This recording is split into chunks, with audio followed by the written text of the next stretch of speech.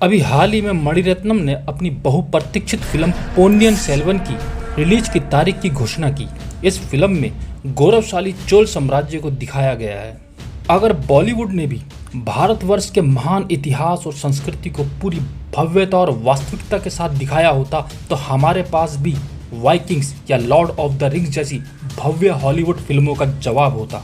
लेकिन रुकिए, निराश होने की जरूरत नहीं, इसका जवाब है, बस थोड़ी देर रुकिए।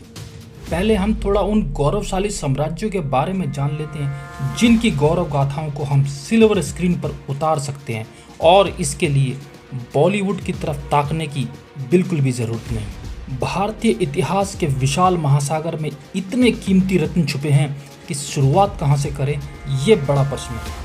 मगर इस महासागर में कहीं तो गोता लगाना ही पड़ेगा। तो चलिए उतरते हैं इस ऐतिहासिक गौरवशाली महासागर में। माटी को स्वतंत्र कराने निकले दो भाई हरिहर और बुक्का राय अपने इरादे में न केवल सफल रहे, बल्कि उन्होंने विजयनगर को एक ऐसा राज्य बनाया जिसकी कीर्ति और यश एक समय पर चोल साम्राज्य के बराबर पहुंच गई थी।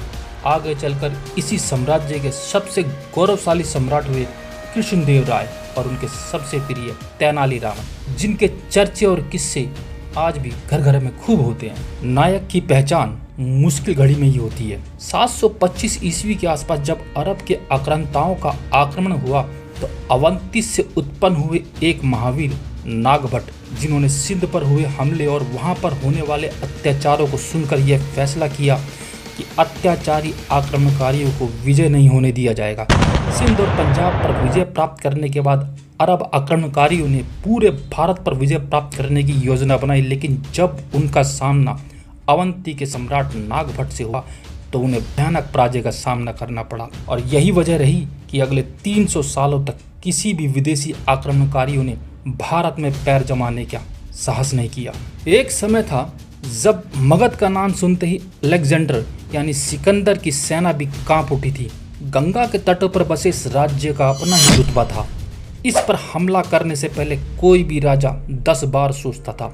यहीं पर धनानंद जैसे शासक ने सत्ता के नशे में चूर होकर एक आचार्य का अपमान किया, जिस आचार्य ने प्रण किया कि वह उसके शासन का विनाश करके ही दम लेगा। और यहीं से आचार्य चाणक्य और उनके अखंड भारत के सपनों का जन्म हुआ। अगर अरब आक्रांताओं पर सबसे भीषण प्रहार किसी ने किया था तो वो था मेवाड़। मेवाड़ भारतीय शौर्य और संस्कृति का जीता जागता उदाहरण है। मेवाड़ की कथाएं अपने आप में इतनी रोचक हैं कि उसके सामने game of thrones, Lord of the rings सब की सब बेकार लगेंगी। सम्राट कालभोज, सम्राट नागभट्ट या सम्राट ललिता द्वितीय के साथ मिलकर चाहे अरबों को मार भगाना हो या फिर महाराणा प्रताप का अद्भुत पराक्रम, किसी से कम नहीं है। और जब किशनगढ़ के राजा रूप सिंह की पुत्री चारुमती पर औरंगजेब की नजर पड़ी तो उसने उससे विवाह करना चाहा। चारुमती ये जान गई और उसने महाराणा राज सिंह को पत्र लिखा कि वो उनसे विवाह कर ले। एक राजपूत राजकुमारी के सतीत्व की रक्षा के लिए महाराणा राज सिंह ने चारुमती से विवाह कर लिया, जिससे औरंगजेब नाखुश हो गया। महाराणा राज सिंह ने कई बार औरंगजेब से दो हाथ किए।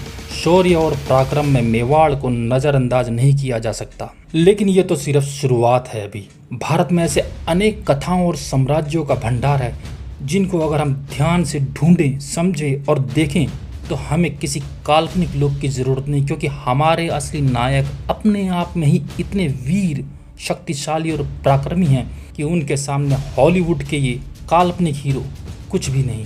भारत ऐसे अनेक गौरवशाली शौर्यों की कथाओं और शूरवीरों से भरा पड़ा है। इसमें कई एवेंजर्स निकल सकते हैं। दक्षिण भारतीय फिल्में जिस तरह से हमारी संस्कृति और योद्धाओं की महिमा को सिल्वर स्क्रीन पर बेहतरीन तरीके से पूरी दुनिया में दिखा रही है, ये वाकई तारीफ के काबिल है। बॉलीवुड की घटिया फिल्मों से इसे कंपेयर करना भी फिजूल है। उन्हें तो ज़्यादातर कॉपी पेस्ट फार्मूला ही आता है, और साउथ की सुनामी के आगे अब बॉलीवुड का ठहरना मुश्किल लग रहा है। भारतीय संस्कृति और इतिहास को जिस तरीके से साउथ इंडियन मूवीज अपने हार्ड टीम वर्क के साथ मिलकर फिल्मांकन कर रही है, वो दिन दूर नहीं जब हमारे पास भी एवेंजर्स होंगे। साउथ इंडियन मूवीज की पूरी इंडस्ट्री के लिए एक लाइक तो